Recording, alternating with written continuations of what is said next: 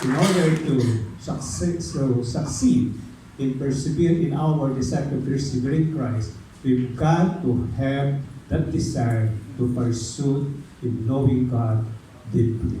So this morning, our message is entitled The Pursuit of Knowing God, based on Jeremiah chapter 9, verses 23 to 24. So, if you are ready, there are Bibles in front of you. There's sa mga bags po dyan, there are Bibles there that you can read along with me.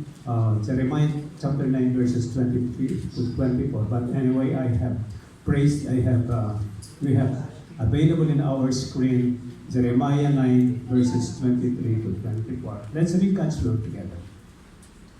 Jeremiah 9, 29 to 23. Thus says the Lord, let not the wise man boast in his wisdom. Let not the mighty man boast in his might. Let not the rich man boast in his riches. But let him who boasts boast in this, that he understands and knows me, that I am the Lord, who practices his steadfast love, justice and righteousness in the earth. For in these things I delight, declares the Lord. May the good Lord bless the reading of His word. You will now take your seat. And as we continue in our study, let us commit our time together in prayer. By the way, good morning, church. I'm Pastor Boy Suleiman. What I try to serve the Lord in the ministry of GCF Pampanga. Kaya po yung inyong pastor na medyo makislap sa nakaraan, ngayon meron konting tumutubo, maski pa paano. Anyway, it's a joy to be used by the Lord in this ministry. And let's commit our time together in prayer. Lord, as we come to your word, we pray, will you bless us and guide us? Use only your servant as your mouthpiece, but you alone, O God, is the God who will speak to us. Let the words of my mouth and the meditation of my heart be acceptable in your sight, O Lord. You are our strength and you are our Redeemer. In Christ's name we pray. Amen. Amen. So the pursuit of knowing God. You know, last Sunday our series on the second letter of Paul to Timothy was concluded with a post-series spiritual progress assessment. Do you remember that piece of paper that you put up? Did you pick it up? Yes. Ayan. Sana po ito ay kwan. And that assessment consists 4 descriptions of your current walk with Christ. Following the assessment is a personal commitment to continue persevering in Christ by reading the Bible daily, finding a spiritual mentor and or disciple someone else, or joining a discipleship group or accountability. I just pray that you have made that commitment to the Lord already. Our desire to persevere in Christ is anchored and it is directly related on how serious we are in our personal pursuit of knowing God. So that's why our message today is entitled The Pursuit of Knowing God, from Jeremiah 29, 23 to 24. Now, what does it mean to know God? Mga kapatid, there's a big difference between knowledge about God and knowing God. And it is very important for you and for me to make a distinction between the knowledge about God and knowing God. Knowing about God is strictly theoretical. And we can learn all the theological truths about God, His nature, His attributes, the Trinity, His works and creation, His providence, and His redemption, but without truly knowing God. Maraming tao ngayon, pag tinanong mo kung talagang kilala nila ang Panginoon, kalimitang ang sagot ay oo. Pero pag tinanong mo ang dalawang diagnostic question na napag-aralan natin sa Evangelism Explosion, ito yung mga questions na yun. Have you come to the place in your spiritual life where you know for certain that if you were to die today, you would go to heaven? Sometimes, ang sagot yan ay, maybe. So doon, nakikita mo pala, pag sinabi niya, oo, yes. But if you are going to ask the second question, suppose you were to die today and stand before God, and He were to say to you or ask to you this question, why should I let you into my kingdom? What would you say? Kasi mabuti akong tao, kasi ako yung tumulong, kasi hindi ako magnanakaw, hindi ako mamamatay tao, hindi ako drug lord, and so on and so forth. And you will see that their knowledge is about God, is only head knowledge, but they don't have the real relationship with God, which is what we are going to discuss this morning, about the pursuit of knowing God. Mga kapatid, knowing God goes beyond listing facts about Him to a personal relationship with Him. Knowing God comes from walking through life with Him, obeying Him, talking to Him, serving Him, and worshiping Him. So lahat po ito ay nagwawakas sa paglilingkod sa Kanya at sa pagsamba sa Kanya. It goes beyond merely understanding the truth about Him. And a lot of people have this knowledge, this head knowledge about the knowledge of God. But it applies, but those truths must apply to our lives personally. Knowing God comes from listening to Him speak through His Word, learning what He loves, and doing what pleases Him. Napakahalaga po nito. Di ba sabi natin, pag mahal mo isang tao, ang gagawin mo ay yung makapibigay ng kaluguran sa Kanya. Ang tunay na pagkakakilala sa Diyos, mga kapatid, ay nagmumula sa pamamagitan ng pagbabasa, pakikinig sa Kanyang salita, at ng mga natututunan nating katotohanan mula sa Kanyang salita. Ito ay ating ipinapamuhay. At nang sa ganun, habang sumusunod tayo sa kalooban ng Diyos sa pamamagitan ng Kanyang salita, ang ating mga buhay ay nababago. May pagbabagong nangyayari sa isang tao na sinasabi niyang kilala niya ang Diyos. So, as Christians, our greatest desire should be to move from merely knowing about God to knowing God. Now, how can we turn our knowledge about God into knowing God really? Kasi sasabihin na, ako nabasa ko na yung Bible from cover to cover for 5 times. But you will see, walang proof ng kanilang tunay na pagkakakilala sa Panginoon if you are going to observe their lives every day. So, in Jeremiah 9:23-24, God warns against boasting in wisdom, strength, or riches. And the only rightful boast is in knowing the Lord, who delights in steadfast love, justice, and righteousness. So yun mo makikita natin sa Jeremiah 9:23-24, na kung saan may paalala ang propeta na ang mga Israelita ay pinagmamayabang nila ang katalinuhan, kalakasan at ang kanilang mga kayamanan. Subalit sabi ng Panginoon, the only rightful boast is in knowing the Lord, who delights in steadfast love, justice, and righteousness. We will examine this passage by looking at the hindrances to knowing God, the value of knowing God, and the impact of knowing God. Ang question lang po natin do you really know God and you know only things about God, or you know only things about God?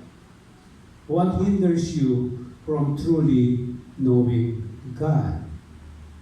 How does my knowledge of God, of God's character, His loving, He is just and righteous, see the way I live today? Paano bang tinuhubog ang pagkakilala sa Panginoon ang aking buhay ngayon? Siya'y Diyos na mapagmahal, makatarungan, at matuwid.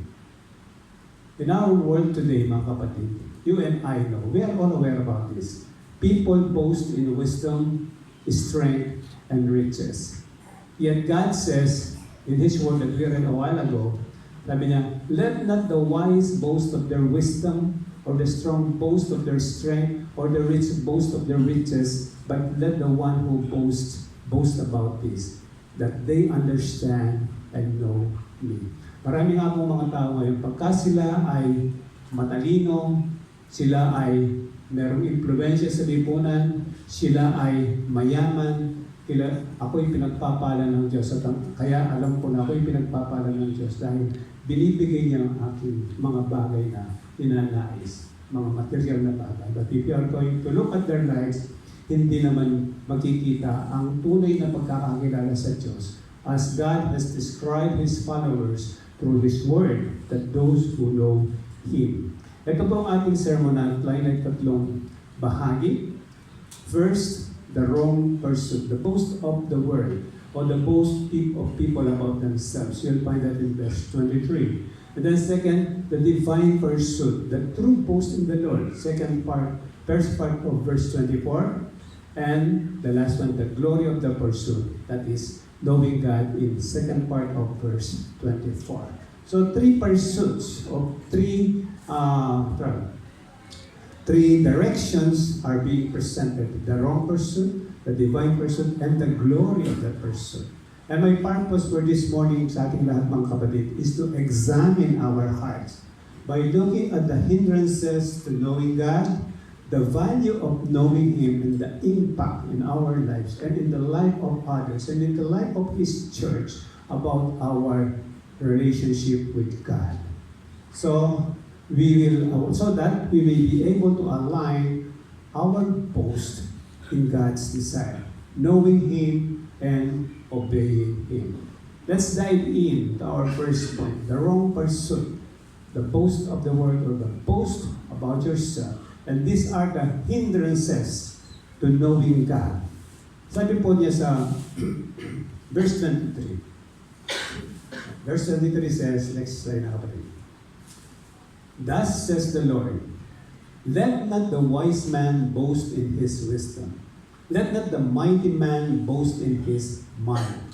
Let not the rich man boast in his riches. Ang konteksto po nito mga kapatid, and Jeremiah, the people of Judah were proud and they were boastful. They rely on their own wisdom, their own strength and wealth, at kakayamanan nila while they reject God's will. And Jeremiah rebuked them, warning that these things are not worth boasting about because they lead to misplaced confidence. And a lot of people place their confidence on what they know, what they have, and what they possess. And true hope and confidence should rest in God, not in human success or self-reliance. You will notice in the verses that we have read, the word boast is repeated in verse 3 three times. Boast in his wisdom, boast in his mind, and boast in his riches. And the word boast is repeated two times in verse 24, which we will find later. But as I studied this word boast, the Hebrew is yithalel. I don't know if I have pronounced it properly. This pastor said it is the reflexive form of halal. That means to praise oneself, to glory, to make oneself shine. It is the same root as the word what? Hallelujah. Ang ibig sabihin ay praise Yahweh, praise the Lord. Kaya kung titingnan natin itong etymology nitong word na to, praise Yahweh, hallel. It is the halal, which means to glory, to give glory, and to worship the Lord. So when you say hallelujah, do not say it na para lang bang nagulat ka. Kundi sabihin mo talaga, sasabihin mo po, pag ikaw ay tunay na nagpupuri sa Panginoon. Hindi yung natisod ka lang, hallelujah, sabi ka na. Baka magmumukha tayong mga kan, di ba? Para pagtatawanan tayo ng mga tao. Pabirang born again ito, nadabangan na, nagulgul nga yung mukha, hallelujah pa rin siya. Wala naman ganyan, mga kapatid. But it is good na mag-hallelujah ka, nadaba ka, hindi ka namatay, yun ang mapapasalamat ako. No? It's between you and the Lord. Pag nasa publiko, medyo iwas-iwasan natin yung mga bagay na yan. Let's keep on thinking, magbibigay ba ito ng kaparihan sa Panginoon? Pag sinabi ko ito. Let's keep that in our minds. Okay? So, makita natin dito mga kapatid. The glory and praise that belongs to God alone is misdirected to man and his achievements. Kaya yan ang ginagawa ng mga kwan. And the Bible, napakarami balabala ng Panginoon laban sa pagmamayabang. No, we have one in I took this references example of verses where boasting is not good before the Lord. In James 4:16, James said, "As it is, you boast in your arrogance, or such boasting is evil." Wala namang ang konteksto nito ay magpaplano sila. Wala namang problema sa pagpaplano, kundi ang pagmamayabang nito na para pang sa equation ng iyong buhay ay hindi kasamang Panginoon. Lahat ay sa iyo ang gagaling, lahat ay hawak mo. Sabi nga dito, sumunod dito, hindi mo alam na bukas mawawala ka na. Hindi mo ba alam na ang buhay ay parang mist lamang? Narito ngayon, pagdaos bigla, wala na, tapos magmamayabang ka. Itong gagawin bukas, makalawa, sa susunod na taon, etc. etc. That is the boasting that is prohibited here. And then verse John 2:16, sabi po ni Apostle John, for all that is in the world, the lust of the flesh, and the lust of the eyes, and the boastful pride of life, is not from the Father, but it is from the world. At dito naman po nakabaon ang mga pagrebelde natin sa Panginoon. The lust of the flesh, the lust of the eyes, and the boastful pride of life. Lahat yan, sabi ni Juan, sabi ni John, hindi ang galing sa Ama, kundi ito ang kalakaran ng sanlibutan. And if you are going to read further in verse 7, sabi niya, ang lahat ng nasa sanlibutan ay mawawala. Subalit ang mananatili lamang ay ang salita ng Panginoon.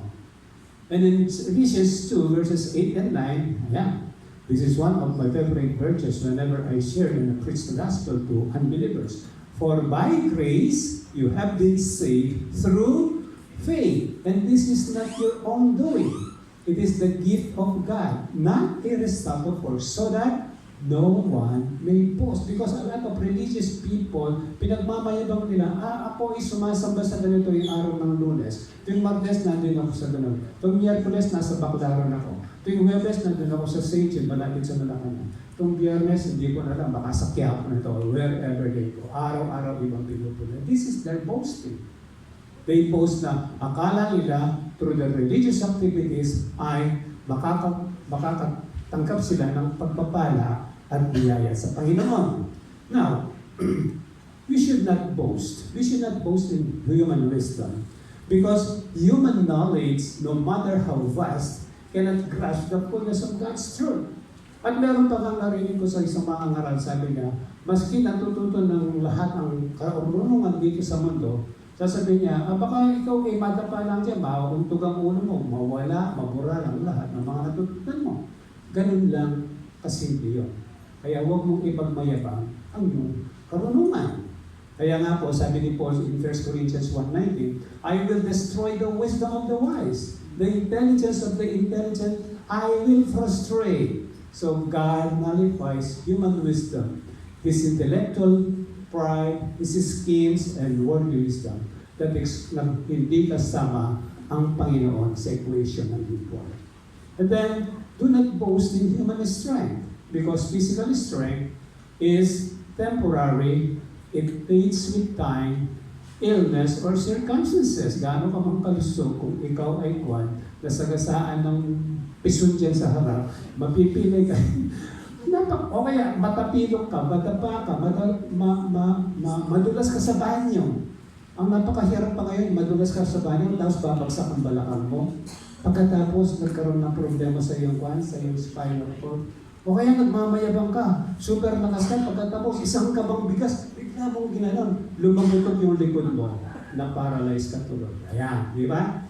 Wala po akong pinaparinggan kasi nakakatulad na ngayon na natin. Pero mangyayari po yun. There are people who boast about their strength, di ba? Ayan. So, something that we should not rely on because it is very temporary. It fades away with time, with accident, or circumstances. And then we should not boast in human wealth. Ito hindi masama ang maging mayaman, ano? Hindi masama. Ninanais nga natin, lahat tayo dito, yung payamanin ng todo ng Panginoon eh. Para na sa ganun, ang lahat ng pagkakautang natin ay mabura na yan. Makuha na yan, ma-retire na ang lahat ng pag-uutang na yan.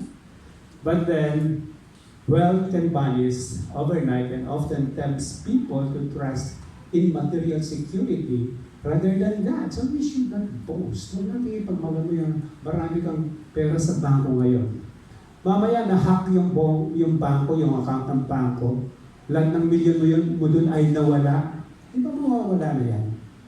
So, ang kayamanan po ay madaling mawala. So, bali, ang kayamanan ang umaakit sa mga tao na magtiwala sa material na bagay kaysa sa Panginoon. Sabi ni Solomon, in Ecclesiastes chapter 5 verse 10, he who loves money will not be satisfied with money. Narinig niyo yun? Sinabi po yan ng Biblia, Ecclesiastes 5:10. He who loves money will not be satisfied with money, nor he who loves wealth with his income. This also is vanity. Kaya siguro nagkaroon ng ganun, no? Mali-malit ang pera nang inihahalin pa sa bahay, ayaw pa rin tigilan. Because he who loves money will not be satisfied with money. Is it that? That's biblical, mga kapatid. And then, why boasting is not good? Because what? First, it exposes insecurity because it seeks what? Validation from others. Sabi sa 2 Corinthians 12, 9 and 10, sabi ni Paul, but he said to me, my grace is sufficient for you, for my power is made perfect in weakness. Therefore, I will boast all the more gladly about my weaknesses, so that Christ's power may rest on me. Mga kapatid, ang pagtataas ng sarili ay pagpapakita natin ng kawalan ng tiwala.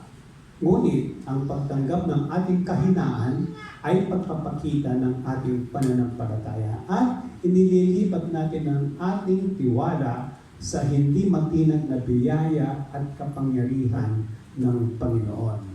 So why boasting is not good? Because next, it expresses pride.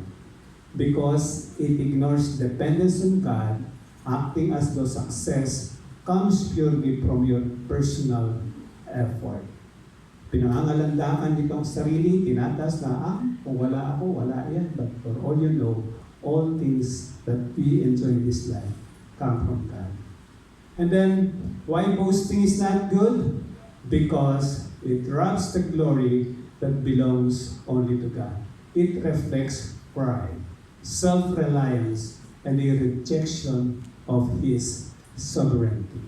Sabi nga sa James 1:17, every good gift and every perfect gift is from above, coming down from the Father of lights, with whom there is no variation or shadow due to change. Mga kapatid, wisdom, strength, and wealth are not evil in themselves, but they become worthless when they replace our dependence on God.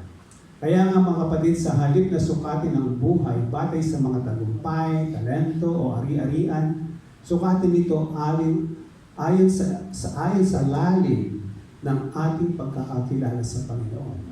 At sa katapatan natin ipakita na siya'y makatarungan, siya ay mapagmahal, at siya ay matuwid sa pamamagitan ng ating mga buhay. Mga questions po, ilang questions that we have to ask ourselves. What achievements or possessions or talents do I secretly take pride in more than in God?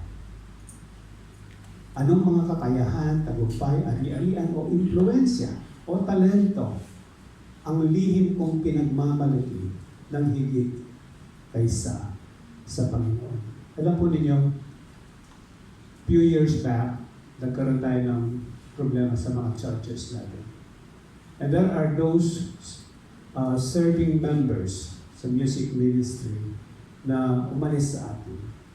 Tapos, lumipat doon sa ibang grupo. And few months ago, nabalitaan namin yung isang instrumentalist. Hindi na siya makatugtog kasi nagkaroon siya ng sakit. Alzheimer's disease ang tumakas sa kanya. Isang bagay na kung saan, baka pinagmamalaki mo, ikaw ay musikero, ikaw ay magaling, kaya alis ka sa church na ito. But you know what? God has His ways of balancing the level field. Kaya kung may pinagmamalaki ka sa Panginoon, isipin mo mabuti. Ipaglingkod mo yan sa Panginoon. Anything that God has entrusted to you, please use it for His glory. Use it in His ministry. Use it for the glory of His name, the expansion of His kingdom, and for the benefit of others. Huwag nating sarilinin at huwag nating ipagmalaki sa Panginoon. And then, am I chasing wisdom? influence, riches, or popularity as if they can secure my identity. Ang dahil mga sikat na tao na nung kapanahon nila, sikat na sikat. Subalit nung mamatay, after a few years, wala na, nakalimutan na. So, all these things ay mawawala sa atin. How often do I measure my word by the world's standards instead of God? Do we have the tendency na sinusukat ko ang aking value on the basis of what I have in the bank, on the basis of my influence, on the basis of what I have led or what I have finished or accomplished as a professional?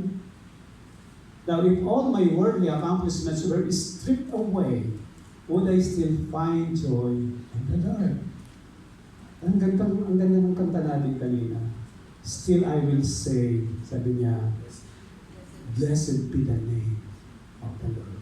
The Lord gives, the Lord takes away.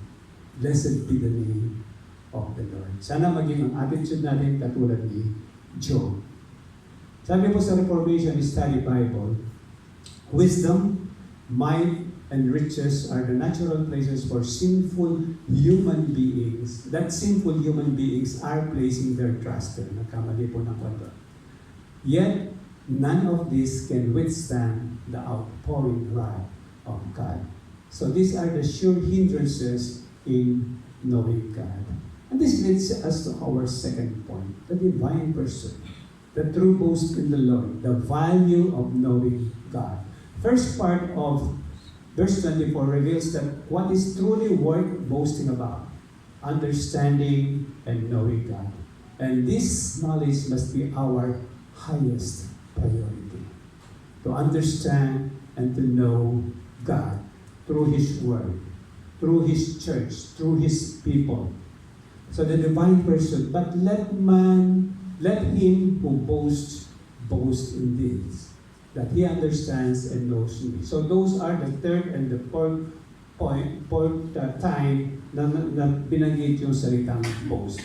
So our culture is obsessed to gain knowledge, strength, and wealth. But verse 24 says, let him who boasts, boast that he understands and knows God. But how can man understand and know God? So, knowing God is relational. It's not intellectual. And God invites us to know Him personally, not merely to know facts about Him. So, how do we know that? Spend time in the Scripture, in prayer, not just for information, but for communion with Him, to spend time with Him. So, maraming tao, ang trato sa Diyos ay paksang pinag-aaralan at hindi kinikilalang Diyos Ama na dapat pagkatiwalaan at sambahin. And God has made a way by which we can know Him. Of course, we all know it's through Christ, through faith in Christ, and in Christ alone. Makikita natin doon mamaya. How to understand and know God and know God? God reveals Himself through His character. He delights in steadfast love, justice, and righteousness as He revealed in this word that we are looking. These are not abstract ideas but lived realities. To know God is to embody His values, that we can show mercy, we can pursue justice, and live uprightly. And then, to understand and know God means rejection of self-boasting. Huwag mong ipagmalaki ang iyong sarili. But make it realize, keep on reminding yourself that whatever you have, whatever enablement, whatever gift that God has entrusted to you, ang purpose nun ay magamit para sa kanyang kaluwalhatian at para sa kapakinabangan ng kanyang eklesiya. So exaltation, rejection of self, not imposed on human wisdom, might, or riches. Because exaltation is God's word. He is the God who promotes us. He is the God who honors us. He is the God who, that all blessings come from Him, not from human boasting. To understand and know God means boasting of God's character. He is the Lord who exercises loving kindness, judgment, and righteousness on the earth. At yung character na ito, He's passionate about what God, we must be passionate about what God is passionate about. That is pursuing love, justice, and righteousness sa ating buhay araw-araw. So to understand and know God means prioritizing an intimate, experiential relationship with God over human achievements like wisdom, strength, or wealth. So this knowledge is understood not merely should be understood not merely as intellectual assent to facts, but as a transformative, heart-level understanding of God's character. His steadfast love, justice, and righteousness, which leads to obedience and a life that glorifies Him. So do I truly delight in the Lord more than in my own success or recognition? What does it mean for me personally to boast in the Lord in my daily life? Tunay ba akong nagagalak sa Panginoon nang higit kaysa sarili kong tagumpay o kasikatan? Ano ang aking pagkahulugan sa aking araw-araw na buhay na pinupuri ko nga ang Panginoon? And this leads us to our third point. How am I in... wait. Next pa pala, may soul-searching question pa pala. Pasensya na po sa matanda. How am I intentionally pointing others to God's greatness rather than my own? In what ways can I shift my focus from self-promotion to God exaltation? And this leads us to our last point. Mabilis si Pastor, sabi na, kasi nataasan na po ako doon, baka ako lulubog na rito. Pag hindi ko tinapos na sa binigay nilang oras. But anyway, let's dive to this very important topic, the impact of knowing it. Ano ba ang impact sa buhay mo nang ikaw ay tuloy mong kilala ang Panginoon? The glory of pursuit, that you truly know God should have an impact in your life. Sabi po sa second part ng verse 24, that I am the Lord who practices steadfast love, justice, and righteousness in the earth. For in these things I delight, declares the Lord. So this verse reminds us that the pursuit of knowing God is found not in human wisdom, hindi po sa katalinuhan, hindi sa kalakasan o impluensya, hindi rin sa kayamanan, but in knowing Him. Kinikilala siya at naglulugod tayo. We delight ourselves in the Lord who practices steadfast love, justice, and righteousness. People tend to admire great things about others, as I have mentioned a while ago. Pag ikaw ay matalino, ikaw ay makapangyarihan, ikaw ay mayaman, gusto kang kikilalanin ka ng sanlibutan. But God puts a higher priority on knowing Him personally and living a life that reflects what? His love, His justice, and His righteousness. So, you can only personally live a life that reflects God's love, justice, and righteousness if you personally experience His love, justice, and righteousness.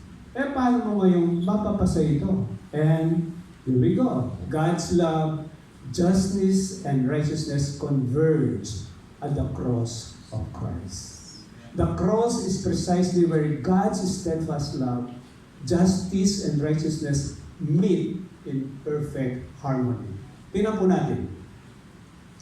The sinful nature of man. We are all sinners. Lahat kayo makasalanan. Tayo makasalanan.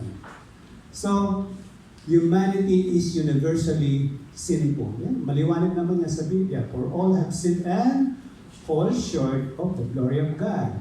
And sin deserves punishment. Romans 6:23 says, for the wages of sin is death. Ayan, memoryado natin lahat doon. So God's justice demands that sin must be punished because He is perfectly righteous and cannot overlook evil. Lahat ng kasalanan sa harap ng Diyos, dahil ang Diyos ay matuwid, ay kailangang parusahan. Hindi pwede yung kung katulad ng nagwalis ka sa bahay, yung kalat isiniksik mo sa ilalim ng carpet para hindi na makita, walang ganun sa Panginoon. O hindi pwedeng makiusa pa. Hindi pwede. Because God is a righteous God. So sin deserves punishment. And the righteousness of God means He always acts in line with His holy character. Ang katwiran ng Panginoon ay parating makikita kung sino siya. Psalm 145 verse 17 says, "The Lord is righteous in all His ways and kind in all His works."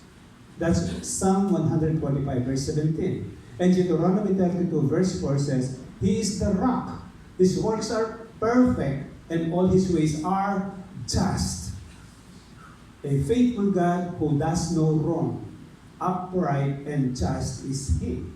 And in Zephaniah 3:5, it says, "The Lord within her is righteous. He does no injustice. Every morning He shows forth His justice. Each dawn He does not fail, but the unjust knows no shame." So, ang Panginoon po ay banal. At ang lahat ng kasalanan ay Kanyang paparusahan. Kaya nga sa ating pag-witness, pagpunta pa sa langit, alam mo sa langit, hindi pwedeng kasalanan din. Pero lahat tayo nagkasala paano yan? Diba? Something like that. But if you tell the truth to a person, minsan, medyo ma-offend sila. So be it, kung ma-offend sila. Because the word of God is really offensive. And truth is offensive, right? Pag sinabi niya, pag binulatnan sa publiko ang sikreto mo sa buhay, hindi ba ikaw ay ma-offend? Because that is true. But anyway, if God simply ignored sin, He would deny His own righteousness. At hindi gagawin ng Panginoon yun because siya ay banal. Because He is righteous, justice must be satisfied. Every sin must be punished. Kaya kapatid, pag ikaw ay nagkasala, paparusahan pa rin ng Panginoon yun. Pero dahil naging Kristo ka na, ang bawat pagkakasala mo is charged to the cross of Christ. At ito po, the steadfast love of God is seen here because God's love compels Him to save sinners. Sabi ni Paul, Romans 5:8, "But God demonstrates His own love for us in this." Diba? Then kasunod that Christ, while we were still sinners, Christ died for us. And in Ephesians 2:4, Paul wrote, "But God, being rich in mercy, because of the great love with which He loved us." Wow! Mga kapatid, if you are going to, saluobin mo ng todo, yung sinabi, because sabi niya, with which He loved us, because of the great love with which He loved us. You know, in Ephesians 2 verses 1 to 3, describe niyo po lang ating kalagayan. That you were sinners, katulad kayo ng mga makasalanan sa mundo, lahat kayo ay ganito, ganon, sabi niya sa verses 1 to 3 ng Ephesians chapter 2. And then in verse 4, sabi niya, but the little word there is really very big. Kasi pinaligtad niya yung dati mong kalagayan in verses 1 to 3. And then sabi niya sa verse 4, but God, being rich in mercy, because of the great love with which He loved us. Kapatid, hindi ka makikilabutan dyan. Sino ka na makasalanan na katulad ko ang mamahalin ng Panginoon ng todo? I think we all deserve that. But because of the great love with which He loved us, sabi niya, even when we were dead in our trespasses, He made us alive together with Christ. By grace you have been saved, and raised us up with Him, and seated us with Him in the heavenly places in Christ Jesus, so that in the coming ages He might show the immeasurable riches of His grace and kindness toward us in Christ Jesus. So, it will reflect to His glory. Kaya kapatid, kung ikaw ay niligtas na nga ng Panginoon Jesus, siguruhin mo na ang buhay mo ngayon na ipinapamuhay ay magbibigay ng kaluwalhatian sa Diyos na nagligtas sa iyo. Because of His great love. Because of the great love with which He loved you and me. Kilabutan ka kapatid, kung sa ginagawa mo iniisip ay hindi naliliwalhati ng Panginoon. Dahil pinagtataksilan mo siya. that He has loved you with a great love. So in Psalm 136 it says, "Give thanks to the Lord, for He is good, for His steadfast love endures forever." Mga kapatid, the convergence at the cross of God's justice. Sin is punished fully in Christ. 1 Peter 2:24. He Himself bore our sins in His body on the tree, and His righteousness is manifested, that God remains holy and just, not overlooking sin. Paul wrote in 2 Corinthians 5:21, He made Him who knew no sin to be sin for us, so that in Him we become the righteousness of God. And His love, God provides His own Son as the substitute to die on the cross, to pay for the penalty of your sin and my sin. And that is, for God so loved the world, you know this verse, that He gave His one and only Son. And Paul summarizes this beautifully in Romans 3:25-26. Ang sabi ni Paul, yan. Let's read it together, church. Go. God presented Christ as a sacrifice of atonement through the shedding of His blood to be received by faith. He did this to demonstrate His righteousness, because in His forbearance He had let the sins committed before mankind. He did it to demonstrate His righteousness at the present time, so as to be just and the one who testifies those who have faith in Jesus. Mga kapatid, through Christ's sacrificial death, God demonstrated His righteousness by both punishing sin and graciously justifying those who trust in Christ Jesus. So whenever you see the cross, think of yourself. You are supposed to be later. But our great God and Savior took it all upon Himself. Voluntarily. He did it voluntarily. Why? Because of His great love that He has for you and for me. So in Jesus, mga kapatid, at the cross, God's justice is satisfied. His righteousness is upheld, and His steadfast love is poured out. The punishment we deserve fell on Christ, so that God could remain just while also being the justifier of sinners who believe. Sa krus, ang katarungan ng Diyos ay natupad. Ang kanyang katwiran ay pinanghawakan, at ang kanyang wagas na pag-ibig ay kanyang ibinuhos sa atin. Ang kaparusahan na nararapat para sa iyo at sa akin ay tinanggap ni Kristo, upang ang Diyos na banal ay mananatiling banal at makatarungan.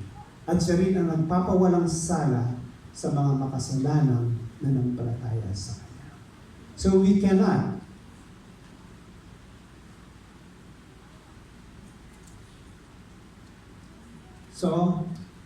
we can only know God through Christ. Hebrews 1:2 says, "But in these last days, He has spoken to us by His Son, whom He appointed the heir of all things, through whom also He created the world." As we seek to know God, mga kapatid, keep in mind the fact that we know God only because He has revealed Himself to us. Apart from Him revealing Himself to you and for me, hindi natin makikilala ang Panginoon. That because He revealed Himself to us, paano mo malalaman na ipinakilala ng Panginoon ang Kanyang sarili sa iyo nung marinig mo ang Kanyang mabuting balita ng kaligtasan? Ikaw ay nanalig. Ikaw ay nanampalataya. At ikaw, at ang pananalig na ito ay ipinapamuhay mo araw-araw. So, because we can pursue God only because He pursued us first. Malinaw naman, sinabi ni Pablo, no one desires to see God. Wala ni isang gustong lumapit sa Panginoon. Kaya minsan misnomer yung, seeker friendly, whatever. No one will seek God. Mag-iwanda yan, mga kapatid. Kaya let's avoid this kind of mga hindi biblical. Although, sweet sa tenga, pero it's not biblical. By yourself, you will not desire to know God. No one seeks God, sabi niya. Lahat gusto gumawa ng mga ng kanilang Diyos ay ang sarili. That is the reality of all of us. Kaya ganyan tayo lahat. So, we cannot and do not truly have knowledge of God apart from Christ. Yes, apart from Christ. This recognition is critical if we are to know God. Sabi po sa John 14:6-7, Jesus said to him, I am the way and the truth and the life. No one comes to the Father except through Jesus. If you had known me, you would have known my Father also. From now on, you do know him and have seen him. So it's only through Christ that we can truly know God. It is in the person of Christ that God has most fully revealed himself, and it is through the person of Christ that we can know God the Father. If we are to have a relationship with God, if we are truly to know him, we must go to Christ alone, through faith alone. Through Christ, mga kapatid, we are redeemed. Through Christ, we are transformed from enemies of God into his children. Through Christ, we are sanctified and preserved by God until the day when we are welcomed into his presence for all eternity. That part of the song, ganda-ganda ng song, pag darating ang panahon, sabi niya, yung last part, nakalimutan ko, but yung how great thou art, then I will bow in humble adoration and still. Yung tatawagin na tayo sa kanyang harapan. Kaya mga kapatid, we Christians must live in the pursuit of knowing God. But I took the last two verses of meron mo ba? Knowing God should be our greatest ambition. Sabi ni Paul, in Philippians 3:7 and 8, but whatever gain I had, I counted as loss for the sake of Christ. Indeed, I count everything as loss because of the surpassing worth of knowing Christ Jesus my Lord. For this sake I have suffered the loss of all things and count them as rubbish in order that I may gain Christ. You know the word rubbish there? Ginamit ni Pablo? Matapon talaga. Anything that you do not like. Ang dulo na is sa Poso Negro. Baliwala sa akin ang lahat ng aking pinagdaanan, lahat ng mga nalalaman. Ang nilalayo ko lamang ay makilala ko si Kristo, sabi niya na aking Panginoon. Mga kapatid, is knowledge of God through Christ the most valuable thing to you? To you now? Or do I live as if there is nothing important in all creation that can be compared to Christ? Do you meditate and study God's Word daily? As if the greatest treasure ever to exist is the knowledge of Christ? Do you have your daily Bible reading plan? Kung wala pa mga kapatid, please have mercy on yourself. Kasi ito ang ating pinaka-mabisang sandata sa buhay nito. Kaya maawa ka sa sarili mo. Kung hindi mo binabasa ang Biblia, maawa ka. Tanong mo sa akin, bakit pastor? Saka mo lang matutuklasan ang kahalagahan ng buhay para nakilala mo ang Panginoon sa pamamagitan ng kanyang salita. Do you believe that the most precious gift imaginable is a relationship with Christ? Because this will send us through eternity. And then do I hunger to know God more deeply, or am I content with surface level things? Or am I willing to obey God even when His commands challenge my comfort or desires? Pagka mahirap na bang labanan, mo na lang. Hirap magpunta sa church ngayon, umuulan. Mabuti lang, yung ulan kagabi, hindi ngayon bumagsak. At medyo nawala yung alikabok sa parking lot. But then, kung umuulan kaya, ganito rin kaya tayo magkakarami. Diba, sabi nga, malimit natin marinig, yung mga Kristiyano raw parang asin. Matakot mabasa, baka sila matunaw. Diba? And then, how am I pursuing a relationship with God beyond Sunday worship or routine prayer? Baka kakain ka na lang, ay, hindi mo pala tayo nag-pray. Nangangalahati na yung kinakain mo. Hindi mo pala tayo nag-pray. Oh, let's pause and let us pray. Okay lang yan, walang kapatid, walang problema yun. Hindi naman tayo dogmatic dito. Kung minsan nga, nung nabusog ka, ay, salamat Panginoon, nabusog na ako. Diba? Something that we express our love and our appreciation of God's provision to us. Now, what areas in my life reveal that I know about God but do not truly know Him? Anong bahagi sa aking buhay na hindi nakikita na ang aking pag-ibig at pagkakilala sa Panginoon ay totoo? Mga kapatid, I took the last 2 verses of Jeremiah chapter 9. Tingnan natin ito. Paki-plus ang next screen. Ayan. This is the final warning of Jeremiah. In verses 25 to 26. Kasi parang bitin kasi pagka hindi ko kinuha ito. So, sabi ni Jeremiah, "Behold, the days are coming, declares the Lord, when I will punish all those who are circumcised merely in the flesh. Egypt, Judah, Edom, the sons of Ammon, Moab, and all who dwell in the desert, who cut the corners of their hair. For all these nations are uncircumcised, and all the house of Israel are uncircumcised in heart." In these 2 verses, mga kapatid, ito yung final warning pa.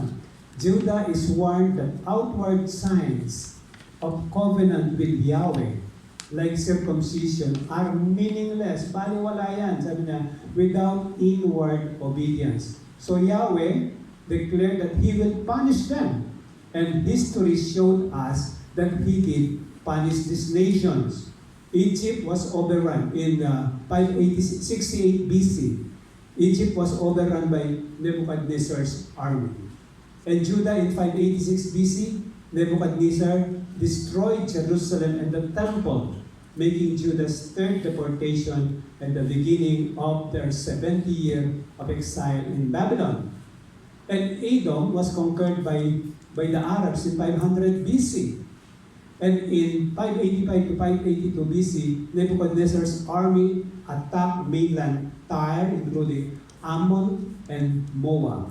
And circumcision was a symbol of the need for the heart to be cleansed from sin's dirty disease. Kaya lang, ang mga tao ito, ang circumcision nila ay sa flesh lang. But they are real, but in truth, they are rebelling against Yahweh. Kaya sabi niya, I will punish those who are circumcised merely in flesh. At kung pansinin po natin ito, Judah ay nakapagitna sa Egypt and Edom.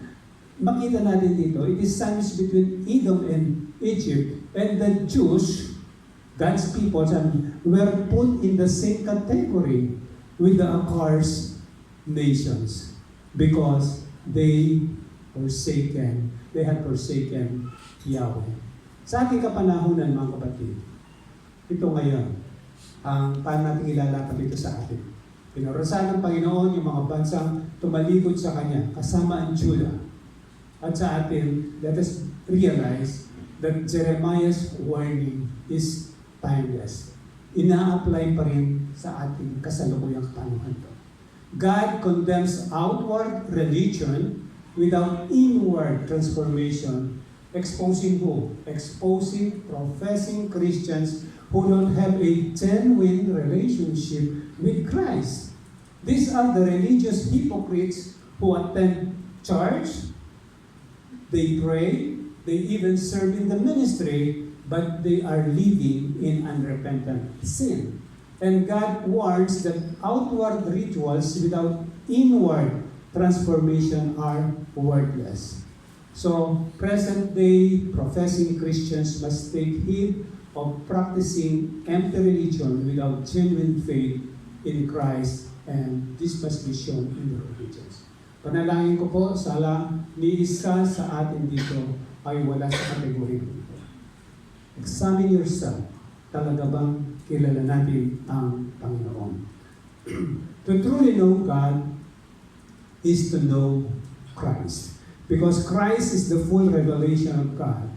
To know God rightly is to submit to Christ's Lordship. Because Jesus embodies God's character and authority. Jesus is the only way to the Father. Apart from Him, apart from Jesus, knowledge of God is incomplete. Knowing Christ is not merely intellectual or emotional.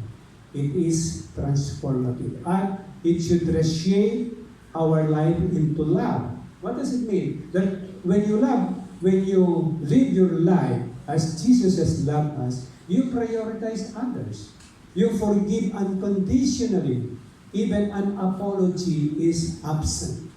You should extend grace and maintain relationship so that you may be able to be used by God as an instrument of His unity in the body.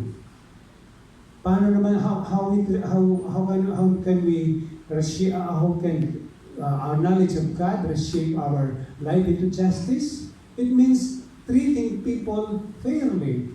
We must act honestly and standing up for the vulnerable and the marginalized. Maging makatwiran tayo. And then, in righteousness, we should live with integrity.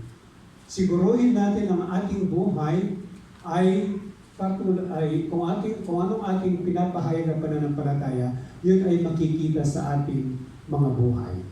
Ensure that our actions, our lives, match our beliefs. Our beliefs equals our behavior.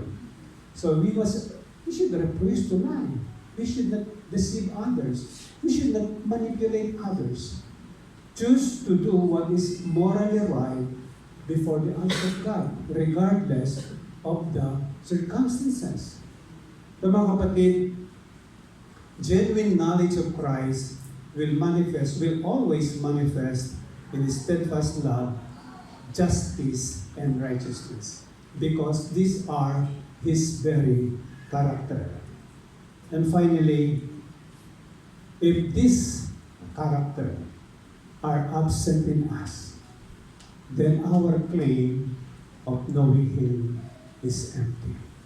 Kung hindi tayo mapagmahal sa mga kapatiran as Jesus has loved us, kung hindi tayo mapagpatawad at makipagkasundo sa mga, lalong-lalo na sa mga kapatiran, and then instead ikaw ay hihiwalay at madidivide ang kanyang katawan, then your profession of knowing Christ is empty.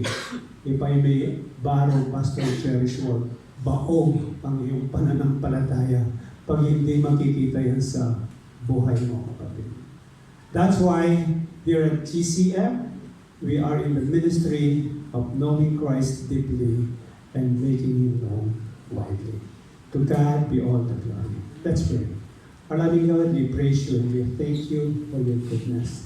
Thank You, Lord, for speaking to us this morning that You delight in steadfast love, in justice, and in righteousness.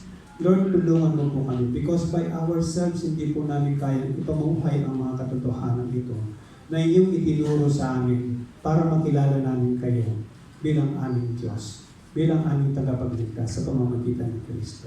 Kaya nga po sa pamamagitan ng iyong salita, Panginoon, Kayo po ang humubog sa aming mga buhay. By the power of Your Holy Spirit, O Lord, teach us to submit to Your will, and that as we obey Your will, O God, Your glory will shine, and Your purposes will be accomplished through us and in us, and Your kingdom will continue to expand through our ministries and to our personal lives.